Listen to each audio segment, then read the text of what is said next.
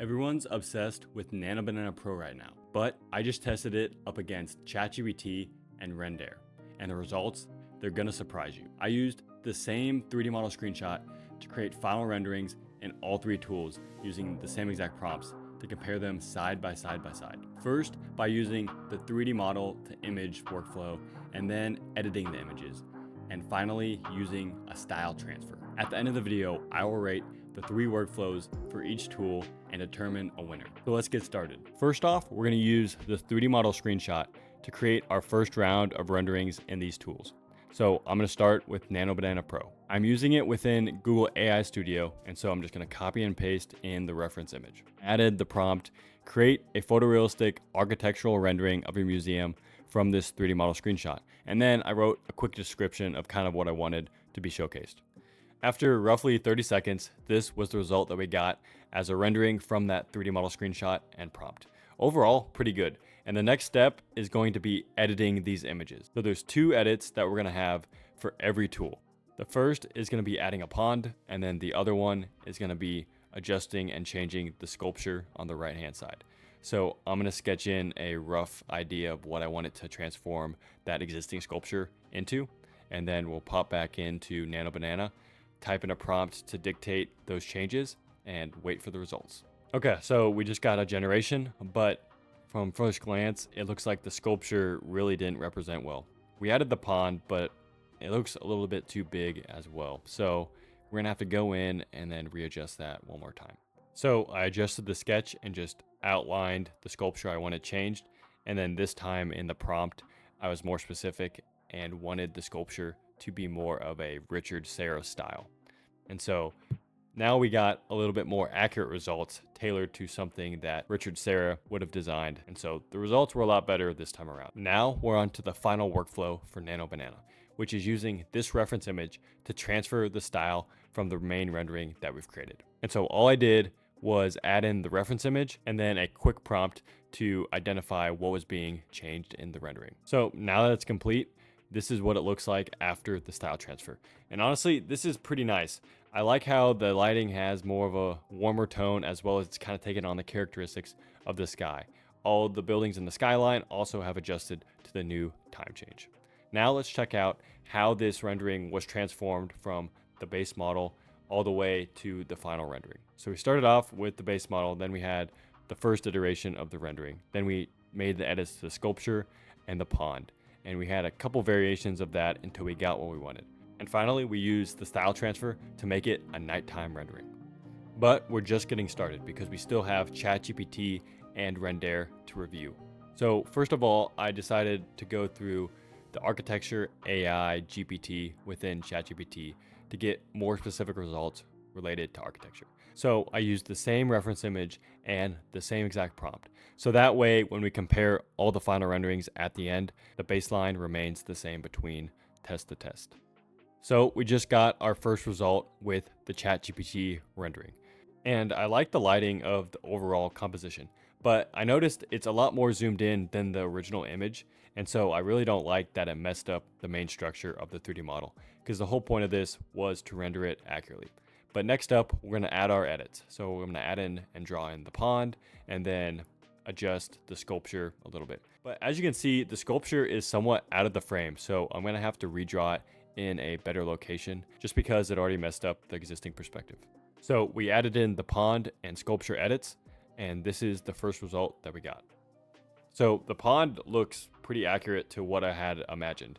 Now, it didn't create a new sculpture, but it did relocate the old style that we had into a better position within the composition. So I like how those edits were kind of incorporated into what we had. So I definitely think we're going in the right direction. But there's a few more changes that I want to add, like transforming the stone of the museum to a wood material. And so this is the result. And I think it did a fairly good job of the transition. This is going to be a great lesson for us on how we can quickly change and iterate materials without having to manually do it using AI. Now we're going to do the style transfer. So I'm going to use this reference image in correlation with a text prompt. And this is the result that I got. And this is by far the best rendering yet. I think the lighting and the mood are exceptional. There are too many people within the scene, but that's overshadowed by the overall quality that has been produced. Now let's look at the overall progress we made from the screenshot to the final rendering. So as you can see, there's a huge difference between the initial massing and then the first rendering that we created, and how the perspectives obviously changed. But thereafter, I think the results were pretty exceptional in terms of how the edits went from the original image to adding the pond and the sculpture, changing the material, and then finally using the style transfer to make it an evening rendering. So overall, I really liked using ChatGPT for this experiment. If you want to have access to the prompts and then the tools that I use, click the first link in the description below to grab my AI cheat sheet for free. And then you'll also be in my email list, which I'll update you with successful workflows and prompts that I use in my day-to-day workflow. Now let's see if Rendair can exceed the results of ChatGPT and Nano Banana Pro. Using the same prompt and 3D model screenshot, this is the result that we generated in Rendair.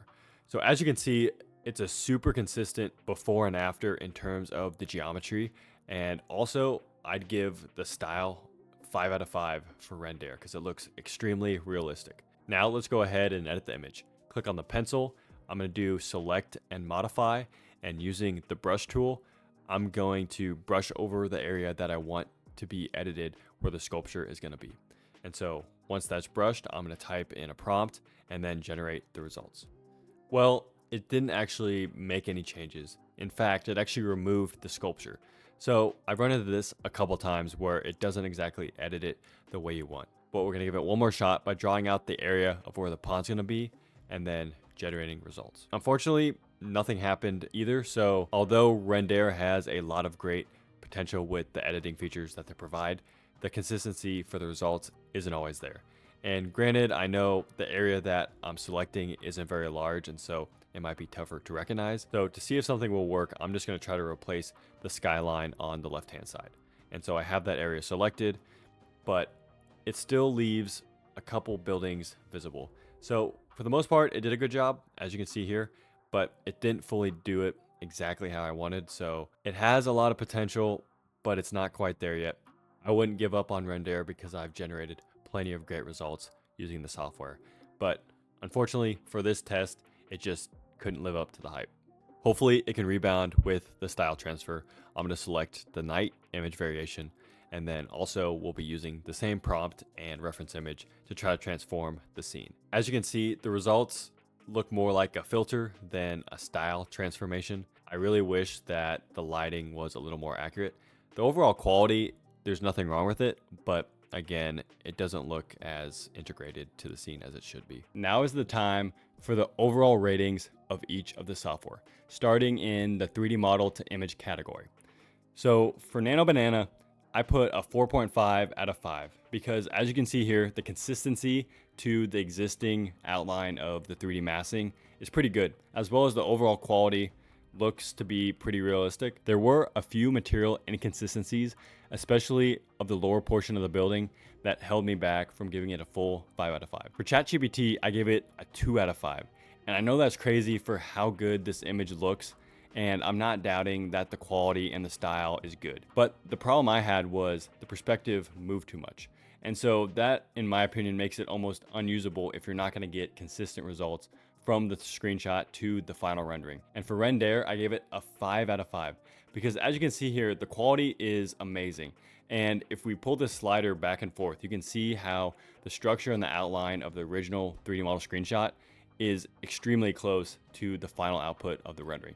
And so that's why I think Rendair is 5 out of 5 for this specific category, because it's extremely practical and creates pretty high quality renderings. Now let's move on to the image editing section. Now this one was really funny, and a lot of the tools had some issues and some hiccups along the way. And I ended up getting Nano Banana a 3.5 out of 5 because there were some bad hallucinations and it missed some key details which required multiple edits for me and slowed down the process. So overall the results were good, but I think the process wasn't as quick and efficient as I wanted it to be. Now for ChatGPT, I give it a 4.5 out of 5 in this category. The reason being is it was the only one to really basically complete the edits that I wanted on the first try. It didn't necessarily transform the sculpture the way I wanted, but I think everything else was close enough to where I didn't really docket points. And then Rendair, 1 out of 5 in this category. I mean, abysmal results for the editing of the images. Now there's a ton of features within Rendair that allow you to edit a lot more detailed, but the problem is they don't consistently work. So that's kind of the thing you have to balance. So that's why it gets a 1 out of 5. Now let's move on to the final category, style transfer.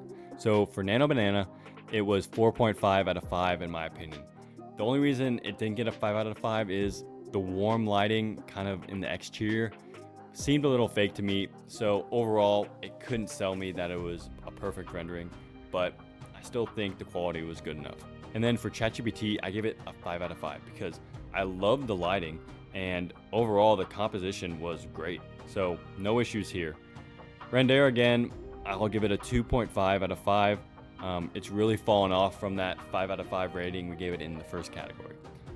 And the reasoning for this rating is it transferred the lighting well, but it looked too fake. Like the consistency was there and it's been there the whole time, but it just didn't really transfer the exact lighting and tones that we wanted from the reference image. So the results speak for themselves. Maybe Nano Banana was hyped for the right reasons after all. Now, in my opinion, I think ChatGPT would have won this battle if it wasn't for the inconsistencies in the structure from the 3D model to the final rendering and the skewing of the perspective. And I know I was a little frustrated with the hallucinations within Nano Banana, but I still think how easy it is to produce and create quality results is far superior from the other softwares. So overall, I think Nano Banana wins this challenge, but I think it's a close second with ChatGPT. Now, Rendair has a ton of potential with what it has to offer, especially the specific modify and editing tools that they have. But right now, the consistency of the edits and the results just aren't there. But the quality is. So there's room to improve and keep an eye on that software. So if you're interested in AI and learning more about the prompts and the workflows that I use, make sure you click that first link in the description, as I mentioned before, to get that AI cheat sheet.